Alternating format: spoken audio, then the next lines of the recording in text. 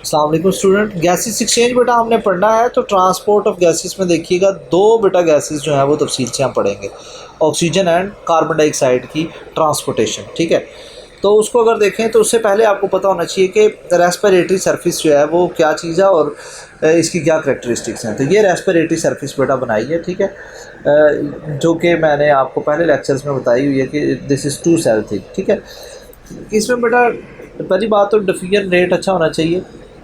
Diffusion तब होगी जब पार्शियल प्रेशर में डिफरेंस होगा। ठीक है, थिन एपिथेलियम होनी चाहिए, बिल्कुल है, और रिच नेटवर्क ऑफ कैपिलरीज होनी चाहिए जो कि हमारे लंग्स के लेवल पर है। तो इस वजह से गैसेस एक्सचेंज भी बहुत अच्छा होता है। बेटा कार्बन डाइऑक्साइड को बॉडी से बाहर निकालेंगे अब, और ऑक्सीजन को बॉडी के अंदर सेल तक लेकर जाना है। ट्रांसपोर्ट ऑफ ऑक्सीजन के लिए ये बेटा ये तीन चीज़ें रिक्वायर्ड होती हैं बेसिकली। हीमोग्लोबिन ने बेटा ट्रांसपोर्टेशन जो है वो करनी है। ठीक है, 97% हीमोग्लोबिन ने बेटा, ब्लड प्लाज्मा ने 0.3% जो है वो, सॉरी जस्ट 3% जो है वो ब्लड प्लाज्मा के थ्रू ट्रांसपोर्टेशन होती है। ऑक्सीजन की जस्ट बात कर रहा हूँ। लंग्स के लेवल पे देखिएगा, देखिए लंग्स के लेवल पर आई है ना ऑक्सीजन, तो बेटा वहाँ पर हीमोग्लोबिन ने उसे कैप्चर कर लेना है और उसे ऑक्सी हीमोग्लोबिन बनाना है। ठीक है, हीमोग्लोबिन लंग्स के लेवल पर प्रोडक्ट कलर की होती है, कार्बोनिक एनहाइड्रेज एंजाइम की मदद से प्रोसेस होता है, और ऑक्सी हीमोग्लोबिन जो बनती है वो ब्राइट रेड कलर की होती है। टिश्यू लेवल पर बेटा ये होगा, आप मुझे बताओ, टिश्यू लेवल पर ऑक्सी हीमोग्लोबिन ही रहनी चाहिए कि क्या वो डिसोसिएट हो जानी चाहिए? बिल्कुल बेटा, वो डिसोसिएट हो जानी चाहिए और वो हो जाती है। टिश्यू लेवल पर प्रेशर कम होता है, इस वजह से बेटा वो हीमोग्लोबिन और ऑक्सीजन सेपरेट हो जाते हैं, अलग-अलग हो जाते हैं। ठीक है, याद रखिएगा ये फॉर्मेशन और डिसोसिएशन जो है वो totally controlled by carbonic anhydrase. देखिएगा फॉर्मेशन के लिए 100% सैचुरेशन ऑफ हीमोग्लोबिन का मतलब यह है कि 100 ml आप ब्लड लो तो उसमें 20 ml हीमोग्लोबिन होनी चाहिए। अगर ऐसा है तो 100% ऑक्सीजन सैचुरेशन है। कोरोना के केसेस में बेटा यही ऑक्सीजन सैचुरेशन कम हो जाती है। ठीक है, तो नॉर्मली हमारी बॉडी के अंदर 98% जो है वो लंग्स में ऑक्सीजन सैचुरेशन होती है। फेडरल की बुक में 97% लिखा है, जो कि करेक्ट वैल्यू नहीं है। 98% आपने याद रखनी। फिर बेटा लंग्स के लेवल पर प्रेशर कितना होता है? 100 to 150 millimetre of mercury. And इसी प्रेशर पर बेटा क्या होता है कि 20 ml 100% सैचुरेशन और 9 ये याद रखिएगा 98% सैचुरेशन जो है वो किस लेवल पर होती है? ये प्रेशर बेटा पता होना चाहिए। इसका मतलब क्या है? 19.7 ml पर 100 ml ऑफ ब्लड जो है वो हीमोग्लोबिन होगी। 98% सैचुरेशन का ये मतलब है। ठीक है, टिश्यू के लेवल पर पार्शियल प्रेशर कम होगा। ठीक है, देख रहे हैं आप 60 मिलीमीटर ऑफ मर्करी आ गया, और यहाँ पर oxy haemoglobin will dissociate with the help of carbonic anhydrase, और यहाँ पर हीमोग्लोबिन अलग और ऑक्सीजन अलग। और ये ऑक्सीजन किसके पास जाएगी? टिश्यू के पास जाएगी, टिश्यू से सेल के पास जाएगी, और सेल में ये एरोबिक रेस्पिरेशन करवा कर ग्लूकोज को तोड़कर 40 ATP हमें देगी। ये फैक्टर्स देख लीजिएगा बेटा। अगर तो कार्बन डाइऑक्साइड ज़्यादा है तो ऑक्सीजन रिलीज बाय हीमोग्लोबिन भी डायरेक्टली रिलेटेड है, और यानी ऑक्सीजन कैरिंग कैपेसिटी जो है वो इन्वर्स हो जाएगी। अगर H+ आयन जो है वो कम है, ठीक है, तो रिलीज़ ऑफ हीमोग्लोबिन जो है वो इंक्रीज़ होगा और ऑक्सीजन कैरिंग कैपेसिटी कम हो जाएगी। pH का बेटा जो है वो रिलेशनशिप देखिएगा, अगर pH कम है तो रिलीज़ ऑफ ऑक्सीजन हीमोग्लोबिन जो है वो कम हो जाएगा। ठीक है, बढ़ जाएगा। यहाँ पर बेटा ऐसे करो, इसको ऐसे लिखना, ठीक है, कम हो जाएगा, जबकि इस तरफ ये आपने ये लिखना था।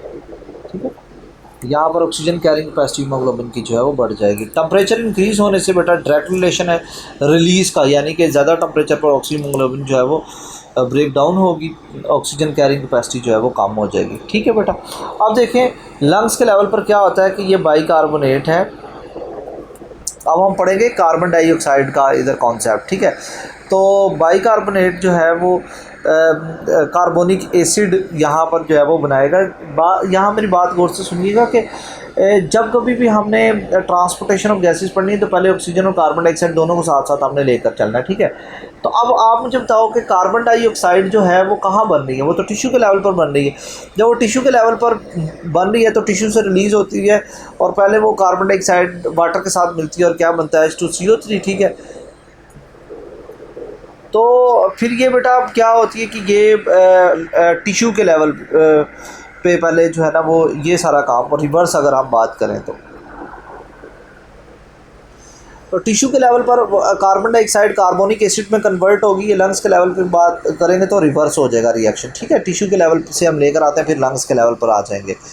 तो कार्बोनिक एसिड जो है ये बाइकार्बोनेट में कन्वर्ट होगा, सारा काम कार्बोनिक एनहाइड्रेज करवाएगा और ये कार्बोनेट जो है बाइकार्बोनेट के साथ सोडियम मिलेगा और सोडियम बाइकार्बोनेट बनेगा। फिर लंग्स के लेवल पर क्या होगा, यही रिएक्शन रिवर्स करेंगे आप, ठीक है, और कार्बन डाइऑक्साइड वहाँ पर रिलीज़ हो जाएगी डेफिनेटली लंग्स के लेवल से और उसको हम ले जाएंगे।